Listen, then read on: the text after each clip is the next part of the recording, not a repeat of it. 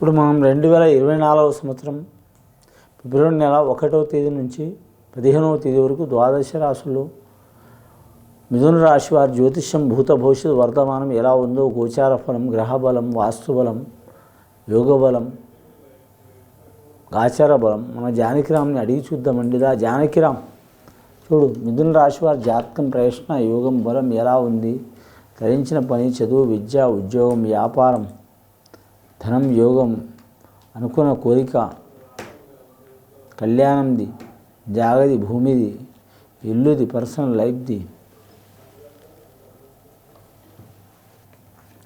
అని మిథున రాశి వారి జాతకంలో చెప్పాలంటే మాత్రం షిరిడి సాయిబాబా వచ్చిండండి, కానీ మాత్రం ముఖ్యంగా మహాగణపతి వచ్చిండు.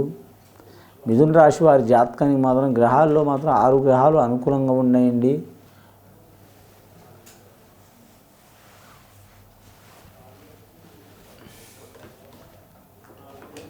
ఆరు గ్రహాలు అనుకూలంగా ఉన్నాయండి. 3 గ్రహాలు అనుకూలంగా లేవు వారి జాతకంలో. శని నవమ స్థానంలో నడుస్తుంది. గురుబలం మంచిగా ఉంది. రాహుబలం, కేతుబలం బాగలేదు. ఆకస్మికంగా ప్రయాణాలు చేసే అవకాశం ఉంటుంది. ఆదాయం మించిన ఖర్చులయ్యే అవకాశం ఉంటుంది. వివాస్పద వాదనలు వస్తాయి, లేనిపోయిన గొడవలు వస్తాయి, నమ్మిన వారు మోసం చేసే అవకాశం ఉంటుంది. వీరికి తొందరపాటు ఎక్కువ ఉంటుంది. పట్టిన పట్టు వదలరు, ఎక్కిన గుర్రం దిగరు, చిక్కరు దొరకరు, ఒకరికి అర్థం కారు, ఎప్పుడు ఎలా ఉంటారో ఎవరికి తెలియదు. పిల్లల కాడ పిల్లల మనస్తత్వం, పెద్దల కాడ పెద్దల మనస్తత్వం, ఎవరి మాట వారికే చెప్తారు, ఉన్న మాట చెప్తారు, లేని గొడవలు తెచ్చుకుంటారు. ఒక రకంగా చెప్పాలంటే వీరు మాత్రం నారదముని గుణం ఉంటుంది వీరికి. నారదముని గుణం అంటే మాత్రం ఒక మాట ఒకరి కాడ విన్నారంటే ఇంకొకరు చెప్పే వరకు మాత్రం నిద్ర పట్టదు.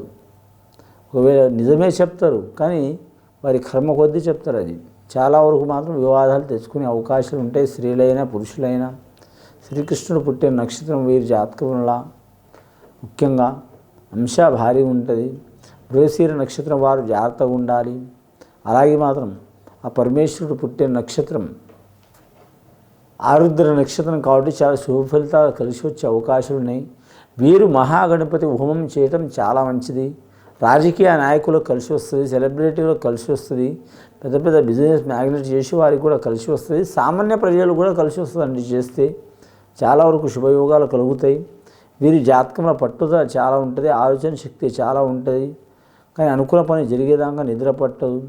వీరికి నెలలో మాత్రం కనీసం 20 రోజులు నిద్రపోతే 10 రోజులు నిద్ర లేకుండా ఉంటారు. అంతటి మొండి పట్టుదల ఉంటుంది వీరి జాతక బలానికి.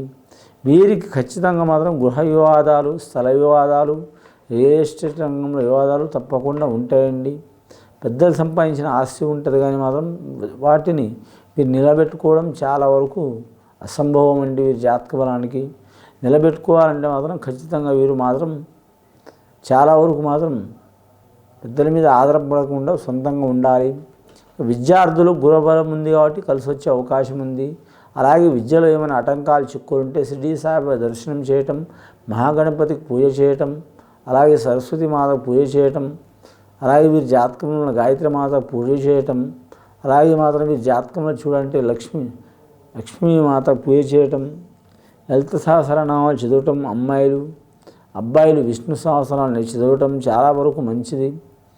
ఇంకా ఏరే కాలేజ్ మారాలనుకున్నా, ఏరే ఊర్లో మారాలనుకున్నా, ఏరే రాష్ట్రంలో మారాలనుకున్నా, ఏరే కోర్సు మారాలనుకున్నా కూడా తప్పకుండా వారి మనోవాంఛ ఫలసిద్ధి ప్రాప్తిరస్తు అయ్యే అవకాశం ఉంది.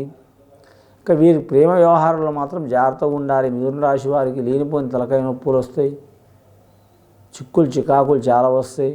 వీరు బాధపడతారు, ప్రేమించిన వారు బాధపడతారు, కానీ మాత్రం అమ్మాయి తరపు వాళ్ళు బాధపడతారు, అబ్బాయి తరపు వాళ్ళు బాధపడతారు. ఇంకా టైంపాస్గా ఉన్న స్నేహితులు అయితే మాత్రం ఆనందపడతారు. కానీ మాత్రం ముఖ్యంగా వీరి జాతకంలో చెప్పాలంటే మాత్రం వీరి మనస్తత్వం చూడాలంటే మాత్రం గుణమైన మనస్తత్వం అండి. పాము వర్గం వీరి జాతకంలో. పాముకు 12 అంశాలు దాటినా కూడా పగ ఉంటుంది. అసుంటి జాతకం. చాలామంది పాము అంటే భయపడతారు కానీ పాము హాని ఏం చేయదండి. సైన్స్ ప్రకారమైన, జ్యోతిష్శాస్త్ర ప్రకారమైన అది మనం దగ్గర పోగానే మన మీద బుస్సని వస్తుంది. కానీ ఎందుకు వస్తుంది అంటే తెలుసా, మనం ఏమైనా కొడతామో ఏమైనా చేస్తామని దాని భయంతో అది అనుకుంటుంది. మనం ఏమనుకుంటున్నాం అంటే మమ్మల్ని చూసే బుస్స అంటుంది అనుకుంటాం. పాము ఎవరికి హానికరం చేయదు. కానీ మాత్రం మనం తెలుసో తెలియకో దాని పొరపాటు కొడితే మాత్రం అది ఖచ్చితంగా మాత్రం దెబ్బతినిపోయిన పాము మాత్రం మర్చిపోదు. చనిపోయిన పాము కూడా వాటి వంశస్థులు మర్చిపోరు. దానికి నాగదోషం అంటారు, నాగపీడ అంటారు. చాలా వరకు పేరు అర్థాలు చాలా ఉన్నాయండి. నాగదోషంలో 280 రకాలు ఉన్నాయండి. కర్కటక దోషం ఉంది, కుక్కుట దోషం ఉంది, విష దోషం ఉంది, శ్వేతవర్గ దోషం ఉంది, కాలనాగదోష యోగం ఉంది. ఇలా చెప్పుకుంటూ పోతే 280 రకాలు ఉన్నాయి. కాబట్టి ఈ నాగేంద్రుడిని వీరు వశీకరణ చేసుకోవడం మంచిది. వశీకరణ చేయాలంటే అండి యంత్రాలు ఏం కావండి.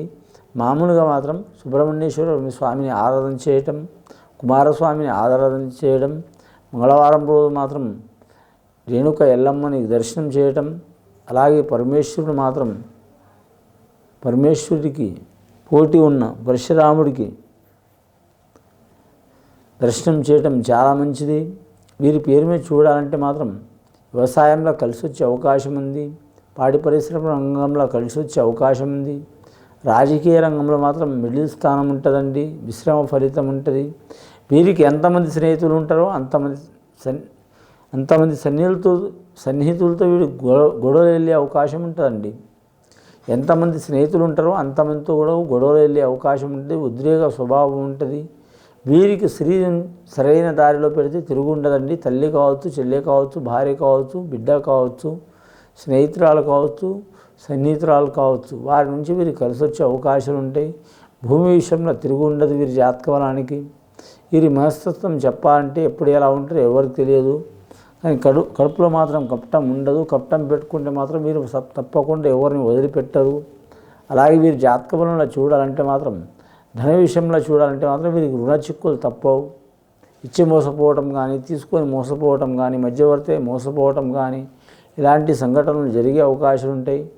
వాహన విషయంలో జాగ్రత్తగా ఉండాలి. కొత్తగా తీసుకున్న వాహనం కావచ్చు, పాతగా తీసుకున్న వాహనం కావచ్చు, ప్రయాణాల్లో దూర ప్రయాణాల్లో 2 చక్రాలు కావచ్చు, 3 చక్రాలు కావచ్చు, 4 చక్రాలు కావచ్చు, 10 చక్రాలు కూడా కావచ్చు. ప్రయాణంలో జాగ్రత్తగా ఉండాలి. దూర ప్రయాణం చేయాలనుకునేవారు అమావాస్య, పౌర్ణమి, అష్టమి తిథి లోపల మాత్రం ప్రయాణం చేయవద్దండి. చాలా వరకు క్షేమకరం కాదు. ఆకస్మికంగా ప్రమాదాలు జరిగే అవకాశం ఉన్నాయి. అలాగే కరెంటు విషయంలో కూడా ఇబ్బంది వస్తుంది. నీటి విషయంలో కూడా ఇబ్బంది వస్తుంది. నీటి అంటే మనం తాగుతున్న నీళ్ళని బట్టి కూడా ఎఫెక్ట్ అయ్యే అవకాశం ఉంటుందండి. నీటి అంటే మనం కుంటలో, కాలువలో, నదిలో, సముద్రంలో పడి దెబ్బతినటం కాదు. మనం తాగే నీటిలో కూడా మాత్రం ఆహార విషయంలో, నీటి విషయంలో కూడా ఇబ్బంది వచ్చే అవకాశం ఉంది. గత కొన్ని సంవత్సరాల నుంచి పడుతున్న చిక్కులు, చికాకులు తొలగిపోయే అవకాశాలు ఉన్నాయి. పెద్దల పేరు నిలబెట్టే అవకాశం ఉంది. నమ్మిన పని జయమయ్యే అవకాశం ఉంది. మీరు ఎవరికి పూజ చేసినా చేయకపోయినా మహాగణపతి హోమం చేయటం చాలా మంచిది. కళాకారులు కూడా కలిసి వస్తుంది, నిరుద్యోగులు కూడా కలిసి వస్తుంది, గవర్నమెంట్ ఉద్యోగస్తులు కూడా కలిసి వస్తుంది, అలాగే వ్యాపారస్తులు కూడా కలిసి వస్తుంది, సెలబ్రిటీలు కూడా కలిసి వస్తుంది, సామాన్యమైన ప్రజలు కూడా కలిసి వస్తుంది. వీలైతే సత్యనారాయణ స్వామి వ్రతం చేయడం చాలా మంచిదండి. ఇది విని చూసి ఆచరించే వారికి గొప్ప ఫలితాలు కలుగుతాయండి. శుభం భూయత్.